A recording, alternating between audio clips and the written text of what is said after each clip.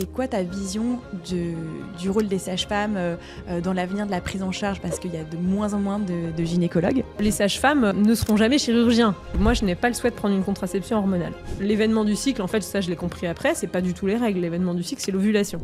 Salut Marion. Bonjour Camille. Alors, je suis hyper contente de te recevoir. Merci, c'est partagé. Donc, on se connaît un petit peu, Marion, mais je voulais savoir déjà d'où viens-tu pour comprendre en fait qui est Marion derrière le personnage Marion Vallée. Alors, je ne sais pas vraiment dire d'où je viens, puisque j'ai pas mal bougé, parce que mon papa avait la bougeotte, tout simplement. Donc, je suis née à Rouen, j'ai grandi ensuite à Avignon, puis Blois, Tours, Belfort, Lille, Versailles, ah oui, d'accord. Paris, etc. Du coup, ça a dû te forger un certain caractère quand même. Oui, en tout cas, une capacité d'adaptation assez évidente, je pense, même si je ne pensais pas être une personne tout à fait adaptable. Mais bon, à force de bouger comme ça nécessite de se fondre dans un nouvel environnement et puis de trouver un nouveau réseau à chaque fois et puis de repartir, pas complètement à zéro, mais en tout cas de faire émerger de nouveaux projets dans chacun des endroits où je vis. Et donc, tu m'as confié que tu avais eu la vocation pour devenir sage-femme très tôt. Est-ce que tu peux nous raconter en fait comment ça s'est passé? Qu'est-ce qui t'a donné envie de devenir sage-femme? Oui, alors en fait, j'avais, je pense, à peu près 14 ans, enfin 13-14 ans, et mon dernier petit frère est né. Et en fait, j'ai été voir maman à la maternité, et c'était l'après-midi, donc à la maternité, l'après-midi, c'est plutôt calme. Et en fait, quelqu'un a tapé à la porte, est entrée, et c'était une sage-femme, et je me suis dit, en fait, ce sera ça mon métier. Alors qu'elle a dû demander juste, avez-vous besoin de quelque chose? Peut-être que cette phrase, je me suis dit, en fait, voilà, moi, j'aurais envie de répondre, de poser ces questions et de pouvoir accompagner les femmes dans la réalité de la maternité. J'ai eu un espèce de flash, en fait. Ouais, c'est dingue. Et du coup, t'as pas quitté, en fait, cette révélation? C'est ça, en fait, finalement. Je me suis dit, comment faut-il faire pour devenir sage-femme? Donc, je me suis renseignée. Alors, ça a pas mal évolué. Ensuite, je devais être en 3e, je pense. Et ensuite, en terminale, quand il a fallu s'inscrire pour la suite, j'ai regardé comment faire. Et c'était la fac de médecine, première année de médecine. Donc, je me suis dit, bingo, on y va, première année de médecine. Et puis, en cours de première année, c'était vraiment difficile. Et je me suis dit, mais est-ce que je fais tous ces sacrifices pour un métier que vraiment je vais aimer, ou est-ce que je suis juste restée accrochée à cette idée qui est peut-être complètement fausse, que j'ai envie de devenir sage-femme? J'ai eu une espèce d'angoisse de me dire, mince, est-ce que je me suis pas trompée d'objectif? Et alors? Après, donc j'ai réussi la première année de médecine. Donc là, je me suis dit, mince, j'étais partie pour être sage-femme. Finalement, je peux aussi être médecin. Ouais. Qu'est-ce que je dois faire? Une espèce de moment de flou, de flottement, en me disant, voilà, est-ce que finalement, je vais pas réduire tout le potentiel? J'avais tout le champ qui était ouvert de la médecine, et est-ce que je prends la décision de restreindre mon champ de compétences? Sachant que, dans ma réflexion, je me suis aussi dit que chaque spécialité médicale devait restreindre forcément le champ de compétences, puisqu'on peut pas être multicompétent pour toutes les spécialités. Et donc, j'avais pris conseil pas mal auprès de médecins et de sages-femmes aussi. Et en fait, il y a un médecin qui m'a dit, écoute, dans ce que tu exprimes, tu as quand même l'air de vouloir être sage-femme. Après, libre à toi de devenir une sage-femme experte. Et je pense que cette phrase, je me suis dit, oui, finalement, on peut être expert quel que soit le métier que l'on choisit. Et dans ma vie, j'ai eu un peu des phrases comme ça qui ont été des électrochocs, comme mon prof de physique en seconde qui m'a dit « Avec vos notes en physique, vous ne pourrez jamais faire médecine ». En fait, il m'a aidée à me dépasser, à me dire si, j'y arriverai. Après, à l'école de sage-femme, la sage-femme enseignante qui s'occupait de notre promo, elle m'a dit « De toute façon, vous serez mère au foyer ». Sympa. Enfin, c'est très bien d'être mère au mais foyer. Oui, déjà. C'est très dénigrant de dire ça, mais en plus, je pense que ça m'a aidé à me dire, en fait, je vais pleinement assumer mes choix, donc à la fois d'être mère et aussi d'être sage-femme, et j'essayerai de le faire à fond. Voilà. Donc il y a eu des phrases comme ça, un peu comme des boosters qui me poussent, quoi. Est-ce que pour toi, sage-femme, c'est le plus beau métier du monde? Alors c'est vrai que c'est souvent ce que les gens disent quand je leur dis voilà, je suis sage-femme. Oh, c'est le plus beau métier du monde. Et la phrase après, c'est oh, j'aurais trop voulu être sage-femme. Ouais. Et encore la troisième phrase, c'est Je pense que si j'avais connu ce métier plus tôt, je serais vraiment devenue sage-femme. Voilà, bon, ça, c'est la façon dont on imagine le métier de sage-femme, qui est effectivement un métier où on prend en charge les femmes enceintes et où on est présente à l'accouchement. Mais c'est vraiment une toute petite partie de notre métier, parce que la sage-femme, en fait, et ça date de 2009, donc ça fait maintenant 16 ans, la sage-femme a aussi la compétence gynécologique. Et moi, c'est vraiment surtout cette compétence-là que j'aime le plus dans mon métier. Je me souviens, à l'école de sage-femme, au début de l'année, de la toute première année, on fait un tour de table pour se présenter. Et puis en fait, les filles moi, je suis en fin d'alphabet. Et les filles, au début, elles disaient moi, j'ai envie d'être sage-femme parce que j'aime les bébés. Et moi aussi, j'aime les bébés. Et je me disais, moi, c'est pas du tout pour ça que j'ai envie d'être sage-femme. Donc je me suis dit, oula, est-ce que vraiment j'ai bien compris ce que c'est que le métier de sage-femme ? Parce que moi aussi, j'aime les bébés, mais pas au point de me dire c'est parce que j'aime les bébés que je veux faire ce métier-là. Et moi, c'était vraiment pour l'accompagnement de la femme que j'étais motivée par ce métier. Et donc, c'est vraiment tout l'aspect gynécologique de la prise en charge qui me plaît le plus. Et là-dessus, j'ai orienté mon activité. Est-ce que tu peux nous expliquer quelles sont les différences entre une sage-femme ou un sage-femme et un gynécologue ? Oui. En fait, le métier de sage-femme, alors on dit effectivement un sage-femme aussi, ou un maïeuticien, mais bon, c'est pas vraiment passé dans le langage courant, mais on peut le dire aussi.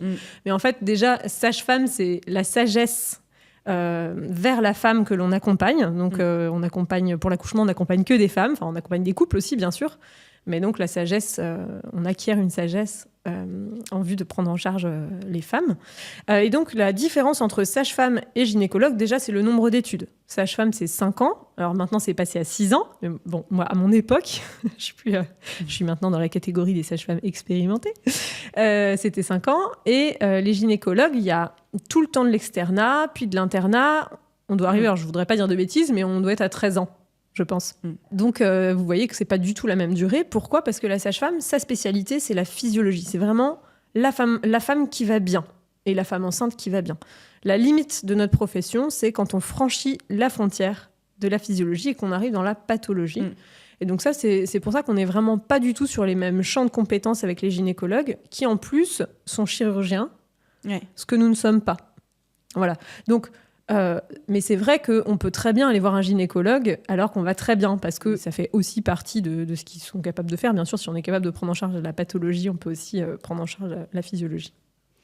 Ok, et du coup, parce qu'en fait, ce que j'avais compris, c'est que les sages-femmes, par exemple, dans le cadre de l'endométriose, pouvaient maintenant aussi prendre en charge certaines patientes. Donc pourtant, là, on est de l'ordre de la pathologie. Oui, les choses sont bien balisées quand la sage-femme, elle prend en charge la femme dans la physiologie et aussi dans le dépistage.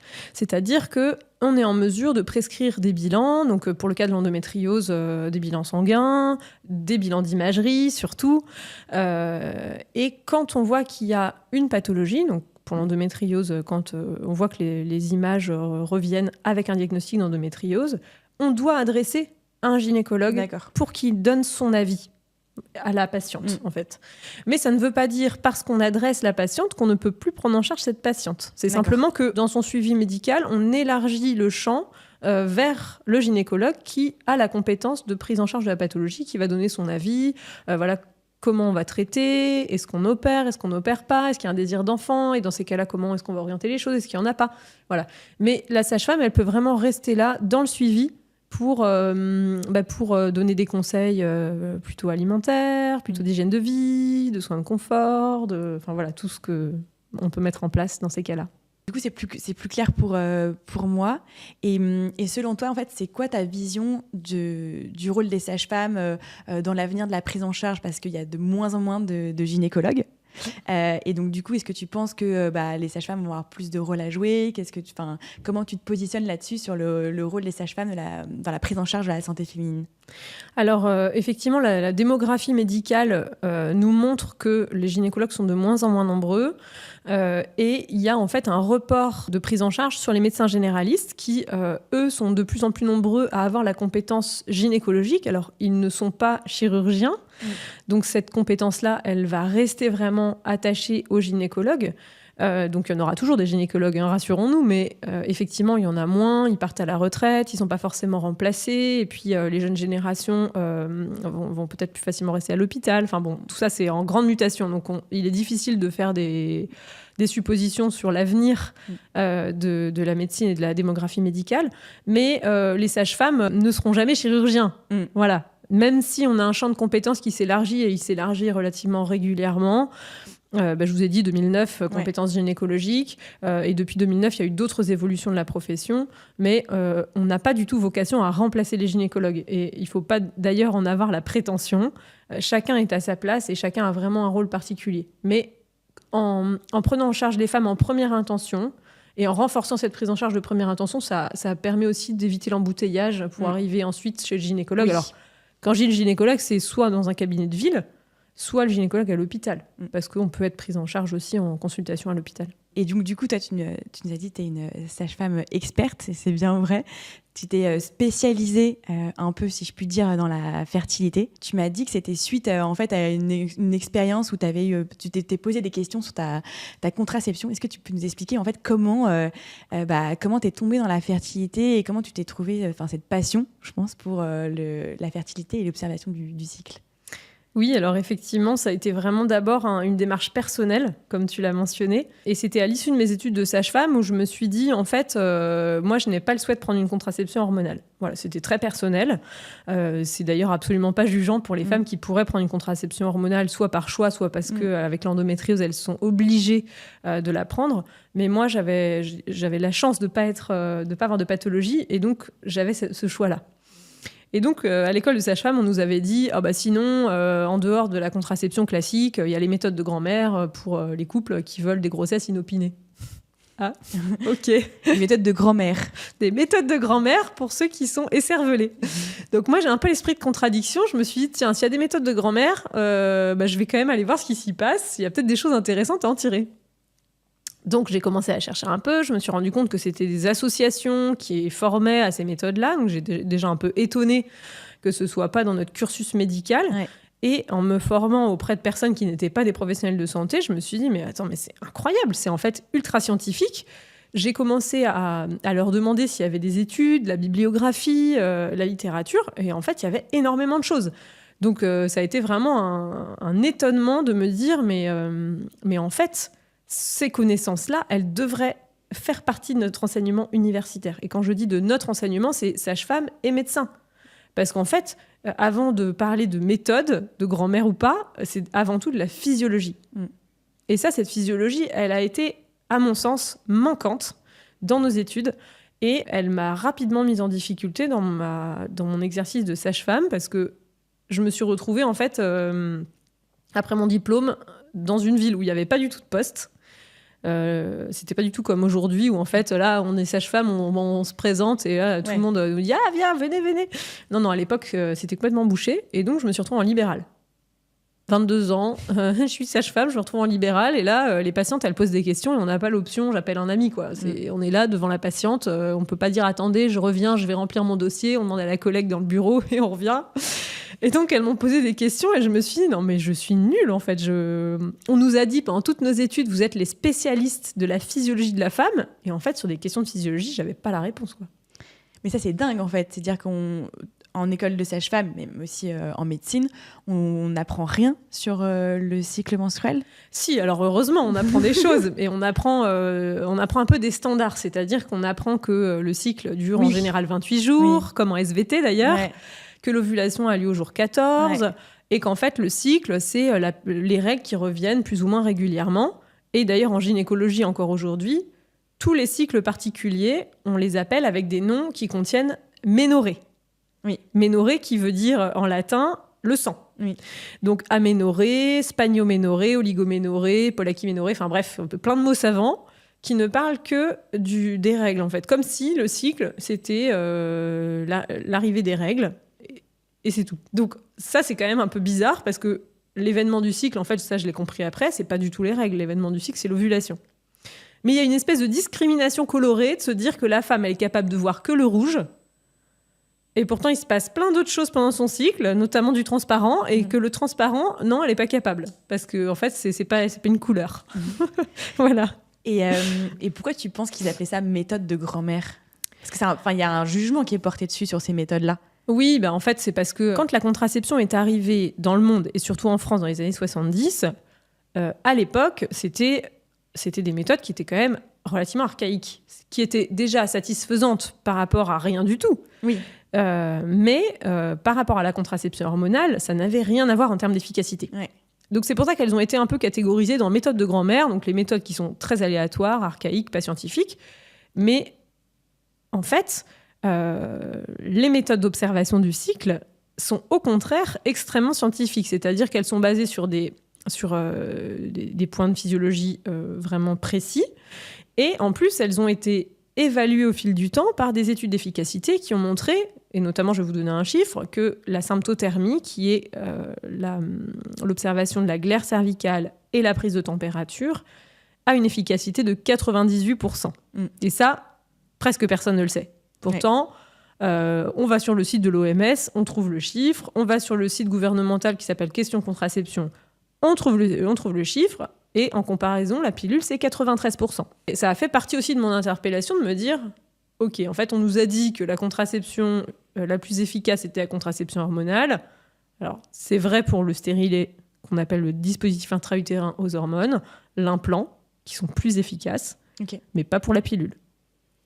Voilà, donc c'est vrai que ça vient casser des stéréotypes qui sont encore extrêmement présents aujourd'hui, finalement, qui assimilent ces méthodes qu'on a appelées méthodes naturelles ou méthodes de grand-mère à l'époque, classées comme non fiables, alors qu'au contraire, elles le sont. Et justement, est-ce que tu peux nous détailler les différentes méthodes parce que je crois qu'il y en a plusieurs. Oui, en fait, les deux marqueurs principaux du corps que la femme peut observer, c'est la glaire cervicale et la température basale.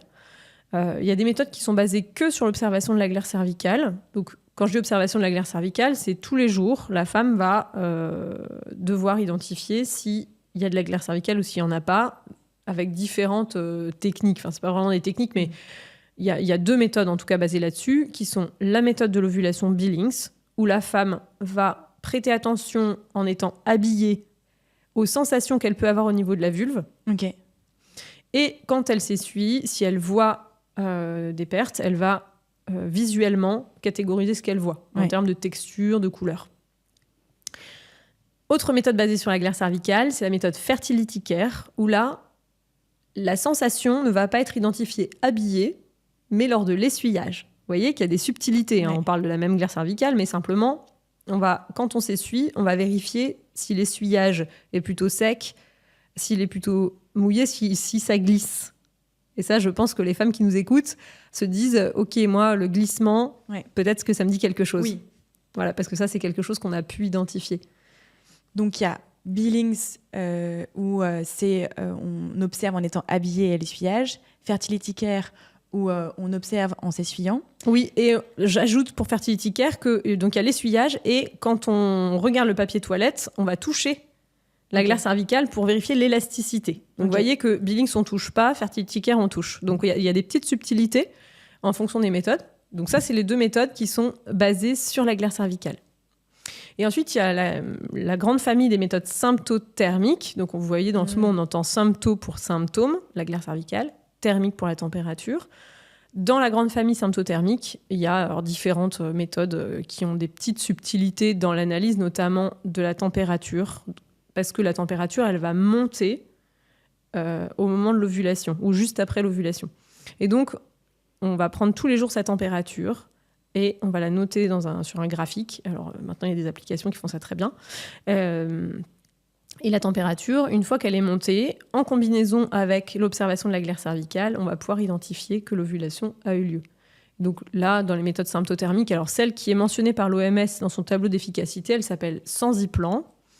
En France, il y a Cyclamen, M-Fertilité, il y a Symptotherm aussi, alors qui n'est pas française, mais il y a quelques formatrices en France, Eden Fertilité. Enfin, vous voyez, il y a pas mal d'écoles différentes avec des petites particularités.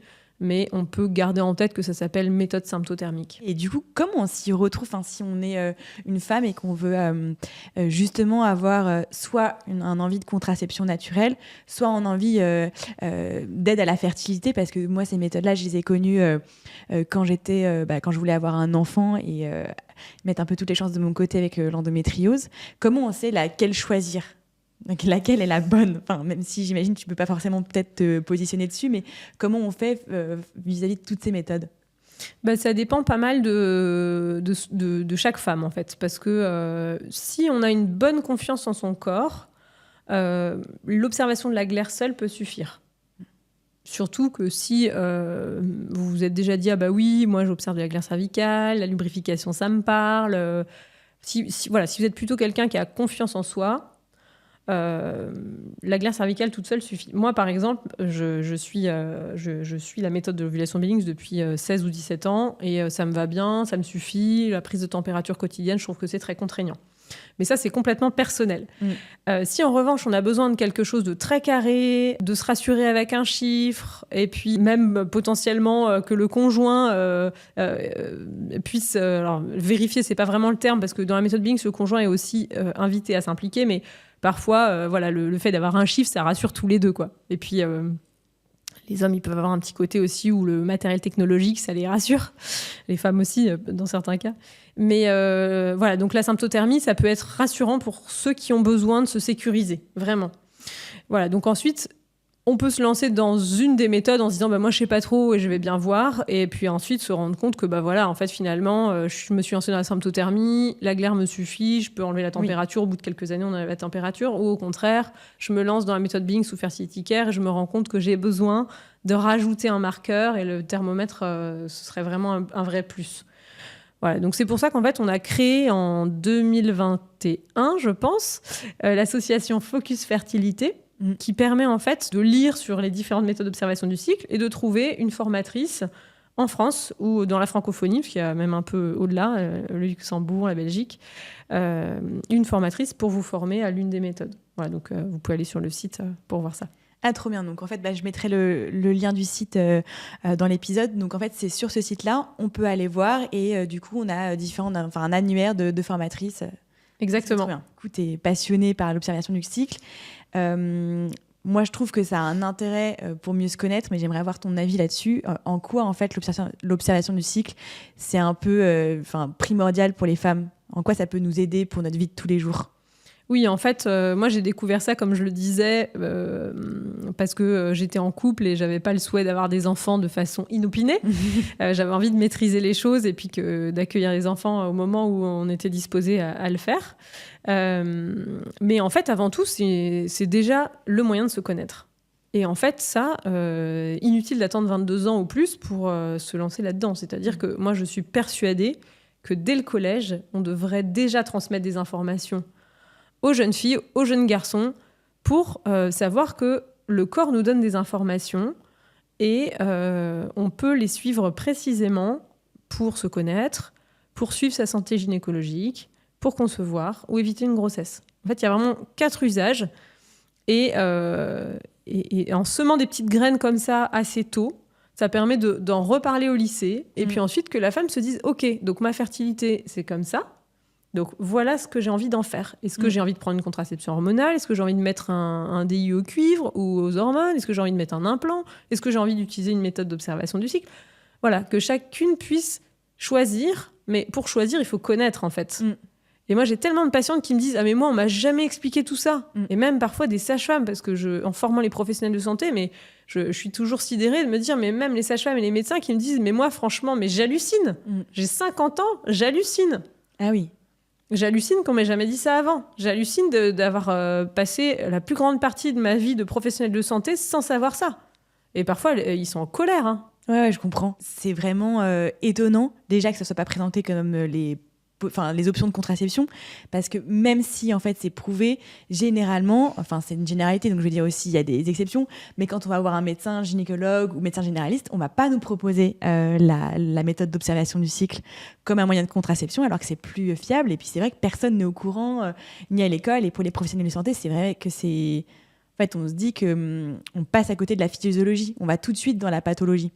Et oui, c'est ce qui fait qu'en fait, moi, c'est ce que j'ai ressenti dans mes études, où finalement, on nous a assez vite mis dans le bain de la pathologie, parce que même si notre métier, je vous l'ai dit, se limite à la physiologie, on doit bien connaître la pathologie pour savoir justement quelle est la frontière. Et en fait, moi, j'ai eu le sentiment, si je voulais donner une image, d'avoir eu un édifice de gynécologie posé sans fondation. Ouais. C'est-à-dire que finalement... oui, je connais la pathologie gynécologique. Alors, on a toujours moyen de connaître plus parce que notamment sur l'endométriose, par exemple, il y a eu énormément de choses qui ont changé depuis que je suis sortie de mes études en 2009, où c'était quasiment, je sais même pas si on en a entendu parler dans nos études, je sais même plus, je sais plus trop dire, mais ça s'est surtout développé relativement récemment. Mais un édifice entier posé sans fondation, c'est quand même incroyable. Et finalement, c'est aussi pour ça que maintenant, je forme les professionnels de santé parce que les sages-femmes m'ont dit, mais en fait, nous, on ne sait pas trop dire. Parfois, tiens, la femme, elle a un saignement. Est-ce qu'il est normal, pas normal ? Ah bah tiens, elle a des pertes comme ci ou comme ça. Est-ce que c'est normal, pas normal ? En fait, on se retrouve dans des situations où on se dit, la patiente a cette plainte ou ces plaintes-là, et je ne sais pas si c'est normal ou pas normal. Et donc, on répond à une phrase à l'emporte-pièce. Ah bah oui, vous n'êtes pas un robot. Oh bah, on se revoit dans un mois ou deux, on verra si c'est encore là ou pas là. Enfin, ou alors, tiens, vous allez faire des examens complémentaires. Parce qu'en fait, on préfère se dire qu'on va chercher un peu par excès parce qu'on ne sait pas vraiment si c'est normal ou pas. Ouais. Alors que parfois, c'est juste physiologique. Ah, mais ça peut être complètement physiologique. Et du coup, tu disais que tu formais des sages-femmes, des professionnels de santé. Est-ce que justement, tu peux nous en dire plus sur l'institut que tu as créé, I2F ? Oui, en fait, ça s'est aussi fait un peu par hasard. C'est-à-dire que j'ai eu l'occasion de présenter les méthodes d'observation du cycle à des sages-femmes en Alsace. Et en fait, à la fin, il y en a une, profil 50 ans, quoi, et elle m'a dit mais moi, je suis en colère, je pourrais jamais observer ça dans mon corps parce que je suis ménopausée. Et en fait, on nous a volé un savoir. Je vous ai dit que j'avais été un peu drivée par des phrases, mais cette phrase-là, elle m'a aussi vraiment drivée parce que ce terme, on nous a volé un savoir, je me suis dit, en fait, moi aussi, j'ai senti ça. Ouais. Et en fait, je me suis dit, je suis pas seule à avoir senti ça, sauf que moi, je l'ai senti, mais j'avais 22 ans, donc rapidement, j'ai trouvé la solution à mon problème. Mais en fait, elle exprimait que finalement, c'était une énorme lacune pour elle. Et en plus, elle pouvait pas l'expérimenter dans son corps. Et ça, l'observation du cycle, on a beaucoup plus de facilité à l'expliquer à nos patientes si on l'expérimente soi-même ou si on l'a expérimenté dans notre corps. Ouais. Et donc, elles m'ont dit à la fin de cette soirée, il faut que tu nous formes, on veut une journée. Bon, alors là, je me suis dit, une journée de formation, mais comment on fait ? Moi, je suis pas formatrice, je suis que sage-femme, ça se passe comment ? C'est quel diplôme ? Et en fait, rapidement, j'ai compris que c'était pas un diplôme, c'était une expertise qu'il fallait avoir. Je me suis dit, je pense que j'ai au moins développé des petites choses. J'avais mon syndrome de l'imposteur qui était là au-dessus de ma tête, qui est toujours là d'ailleurs, qui revient régulièrement. Et en fait, j'ai commencé à créer une formation pour elle, en pensant que ce serait un one-shot. Et en fait, je leur ai donné. Puis en fait, après, j'en ai donné une autre et encore une autre. Et puis voilà, bref, ensuite, ça s'est répandu parce que c'est arrivé au moment où il y avait un besoin qui était énorme. Il y a eu aussi toute la vague de médiatisation sur les pilules de 3e génération qui a aussi beaucoup interpellé les femmes, interpellé les professionnels de santé. Nos patientes sont venues nous dire « Ah mais moi, j'en veux plus. De toute façon, depuis le temps que je disais que j'avais ci, j'avais ça, machin, tout ça. » Je veux du naturel. Enfin, il y a eu quand même un gros retour vers le naturel. Mais les professionnels de santé étaient démunis.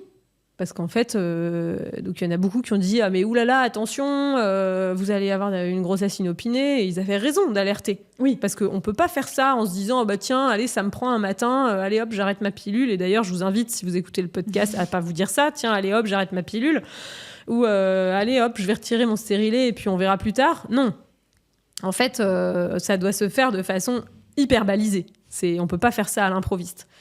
Et donc, j'ai formé. Et puis, finalement, c'est devenu un organisme de formation. Et maintenant, il y a 35 formations dans l'organisme avec plein de thèmes, toujours en lien avec la fertilité.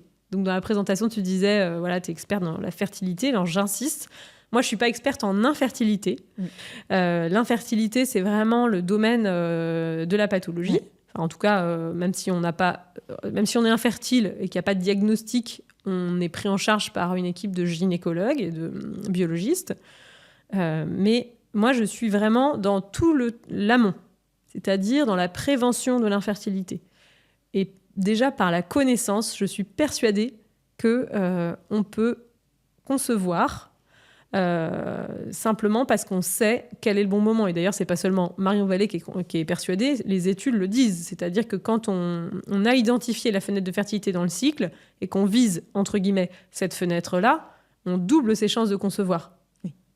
Et ça semble assez évident. Enfin, en fait, on est fertile quand on a de la glaire. Si on n'en a pas, on n'est pas fertile. Donc, si on se dit, bon, bah voilà, on fait un peu au feeling, bah, parfois ça tombe bien et parfois ça tombe à côté. Mais même en plus, moi je me souviens que j'ai dépensé des sommes astronomiques en tests d'ovulation et ça fonctionnait pas. Alors qu'à partir du moment où j'ai mis en place la symptothermie, parce que moi j'étais plutôt team thermomètre, bah là c'est comme, il m'a fallu même pas 2 cycles. Je me suis dit c'est dingue, ça fait 1 an que j'essaye, j'achète enfin un thermomètre, je m'y mets, je m'étais intéressée à tout ce qui était la glaire cervicale, mais c'était compliqué parce que j'ai pas fait appel à de formatrice et donc c'était uniquement moi-même, chercher sur les réseaux sociaux. Et donc, je trouve que c'est ultra puissant quand même, parce qu'on achète des choses, des tests, et enfin, je sais pas ce que tu penses là-dessus, mais tu m'avais dit aussi un chiffre, c'est que en combien de temps, normalement, on peut tomber enceinte avec l'observation du cycle ? Alors, il y a une étude allemande qui a justement observé ça, des couples qui utilisent la symptothermie. En fait, au bout de 9 mois, 90% des couples ont démarré une grossesse. Et pour vous donner la comparaison avec la population générale, donc quelle que soit la technique entre guillemets utilisée, les 90% des couples, c'est le résultat de 2 ans. D'accord. Voilà, donc c'est en fait, énorme. Ça permet de gagner un temps considérable parce que les femmes, comme tu dis, elles vont acheter des tests d'ovulation. Alors les tests d'ovulation, déjà, ça coûte cher. Alors, moi, j'aurais pu le dire en introduction, mais j'ai des conflits d'intérêt pour personne. C'est-à-dire que personne me finance pour dire que les tests d'ovulation, c'est génial. Non, ça coûte cher et en plus, ça peut être négatif alors qu'en fait, on ovule. Ou au contraire, ça peut être positif alors qu'on n'ovule pas. Parce que notamment, si on a un syndrome des ovaires polykystiques, on a très souvent des pics de LH, de l'hormone LH. Et donc, le test d'ovulation se positive à plein de moments. C'est pas que vous ovulez 10 fois dans le cycle. C'est juste qu'il y a plein de tentatives. Et on peut avoir de l'endométriose et un SOPK aussi. Bien sûr. Donc ça, c'est important de le savoir. Et donc, une autre problématique, c'est les femmes qui vont suivre à la lettre ce que dit l'application.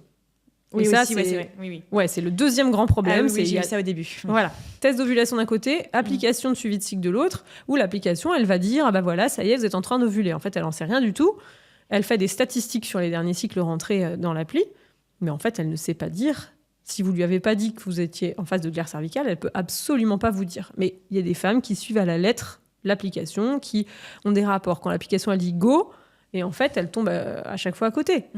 Et donc, c'est vraiment hyper dommage de se dire que on a les moyens dans notre corps, mais encore faut-il le savoir. Enfin, je condamne personne. Si personne ne vous dit que vous pouvez l'observer vous-même, vous pouvez pas le savoir. Voilà. Donc, vraiment, le corps. Et la glaire cervicale, c'est vraiment le marqueur. Et la température, elle augmente quand l'ovulation a eu lieu. Donc attention, la température, c'est plutôt rétrospectif. Oui. La température, quand elle est montée, on se dit « Ok, j'ai ovulé », mais n'attendez pas que la température monte, parce que là, il y a les 2 premiers points de température haut, il y a encore une chance de grossesse, mais elle est bien moindre que quand on a vraiment la glaire qui est lubrifiante, qui s'écoule, qui est comme un fil et transparente. Trop bien. Et justement, tu as fait un livre pour parler de tout ça, c'est ça ? Oui, alors effectivement, j'ai coécrit, parce que je l'ai écrit avec une médecin généraliste, Dr Sab Tsobiladze, Sophie. Et notre livre est sorti en février 2022 aux éditions Le Duc, qui s'appelle « Le cycle féminin au naturel », où en fait, moi j'avais vraiment à cœur de rassembler dans un livre ce que je répète et répète encore en formation aux professionnels de santé. Et puis vraiment tout le côté scientifique, parce qu'avec Sophie, on a vraiment fait en sorte que ce soit très sourcé. Il y a énormément d'études pour les femmes qui ont envie de se lancer ou qui commencent à s'observer, qui savent pas trop ou qui veulent concevoir et qui aimeraient avoir des informations complémentaires. On l'a vraiment écrit comme un guide qu'on peut en fait avoir à partir de la puberté et puis qu'on va consulter régulièrement dans nos différentes phases de vie jusqu'à la ménopause. Trop bien. Bah, ça aussi, je mettrai le lien pour trouver le livre dans l'épisode. Non, mais c'est top. Moi, je trouve ça hyper intéressant. Et c'est vrai que pour moi, ça a vraiment été aussi une révélation quand j'ai découvert que je pouvais comprendre mon corps. C'est vrai que je trouve que avec l'endométriose, très vite, on switch de... En fait, on n'a pas le temps de connaître notre corps de manière physiologique. C'est-à-dire que, bon là c'est mon cas particulier, mais je pense qu'il est assez commun, donc des douleurs dès les premières règles. Et donc tout de suite, on m'a prescrit la pilule. Donc en fait, je pense que moi, ça fait des dizaines d'années que je prends la pilule, malheureusement. Et quand j'ai voulu tomber enceinte, en fait, j'ai découvert un autre monde. Et c'est pareil, j'ai vraiment eu l'impression de découvrir une autre partie de mon corps que j'avais vraiment...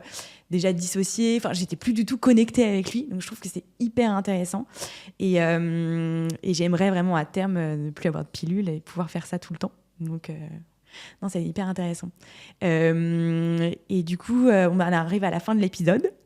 Est-ce que tu as quelque chose à ajouter que tu voudrais partager pour les patientes ou peut-être les professionnels de santé qui nous écoutent? J'ai surtout envie de dire faites-vous confiance et ne restez pas seul. Parce qu'en fait, cette découverte, même si en m'écoutant, vous dites ça a l'air facile quand elle le dit, et en fait, moi, dans mon corps, c'est hyper compliqué, parce que, comme tu dis très justement, quand on souffre en plus, dans un endroit de notre corps, on a vraiment la tentation d'essayer de l'oublier. Et l'observation du cycle, vous allez peut-être devoir aller chercher l'information peut-être un peu plus que quelqu'un qui n'a pas eu envie d'oublier cette partie du corps. Et en étant accompagné, ça va vous permettre aussi de donner du sens. J'ai une petite histoire qui me vient, où vous pourrez peut-être vous sentir concerné, d'une patiente que j'ai vue au cabinet à Lille d'ailleurs, quand j'étais à Lille. Et en fait, c'est une patiente qui avait beaucoup souffert dans sa féminité. Elle avait vécu de la violence dans son enfance. Elle avait vécu de la violence médicale. Ouais. Et donc, elle était en obésité vraiment sévère. Je dis « et donc » parce qu'en fait, l'obésité peut être la conséquence de traumatismes qu'on a pu vivre dans l'enfance et un peu plus tard. Et donc la patiente souhaite concevoir et donc elle vient me voir pour ça et premier rendez-vous, je lui pose plein de questions et puis après on se revoit avec son conjoint. Elle m'avait dit vous allez voir, c'est un grand black, donc n'ayez pas peur. Non, mais alors moi j'ai pas peur des blacks, hein. Rassurez-vous. Donc elle arrive avec son conjoint, conforme à la description, et donc je lui présente le cycle, les 4 phases du cycle, qu'est-ce qu'on peut observer, la glaire cervicale, puis tout d'un coup elle se met à pleurer. Et là c'était la première fois que j'avais une patiente qui pleurait quand j'expliquais le cycle. Oui. Normalement, oui, ça arrive très souvent de pleurer dans un cabinet de sage-femme. Mais là, donc le conjoint, il se retourne vers elle. Pourquoi tu pleures? Il ne voyait pas non plus pourquoi elle pleurait. Et en fait, entre 2 sanglots, elle dit « En fait, je suis en train de comprendre que je suis normale. » Et j'ai trouvé vraiment cette phrase tellement forte de cette femme c'était presque un cri de détresse, de se dire « Mais en fait... » Moi qui pensais que tout ça était... et que finalement mon corps était un problème, en fait, je suis en train de comprendre que je suis normale. Et avec une émotion qui était vraiment énorme, quoi. Voilà, donc si vous êtes... c'est pour ça que je disais, ne restez pas seul, parce que dans cette compréhension que vous êtes normale, vous pouvez avoir besoin d'aide. Et du coup, on peut se faire accompagner par qui, si on est intéressé? Alors, on peut se faire accompagner par ses soignants habituels. Moi, j'insiste vraiment pour bien rester dans le parcours habituel. Alors, si votre sage-femme, c'est plutôt son champ de compétences, tout ça. Si votre sage-femme est formée, go, retournez la voir et demandez-lui tout ça. En revanche, si vous voulez vous former pour éviter une grossesse, parce que une chose est de se former pour se connaître, pour suivre sa santé gynéco et pour concevoir. Une autre chose est de se former pour vraiment avoir une méthode qui soit fiable à 98%. Donc, si c'est votre objectif, éviter une grossesse, rendez-vous sur Focus. Vous avez l'annuaire, ça s'appelle Réseau. Vous allez trouver la carte de France et il y a plein de petites épingles où vous trouverez des formatrices un peu partout. Alors, s'il n'y en a pas dans votre secteur, c'est pas grave, contactez-en une ailleurs. Il y en a beaucoup qui font de la visio, donc vous pourrez être accompagné à côté de chez vous ou un peu plus loin. Trop bien. Écoute, merci beaucoup Marion, c'était hyper intéressant et c'est vrai que je pense que l'observation du cycle, c'est un pouvoir, c'est vraiment une clé pour comprendre notre corps et d'avoir plus de pouvoir. Et pour les femmes qui ont de l'endométriose aussi, peut-être pour se reconnecter et voir qu'elles sont normales aussi. Donc merci d'avoir été notre première invitée et à bientôt dans Gynécast. À bientôt.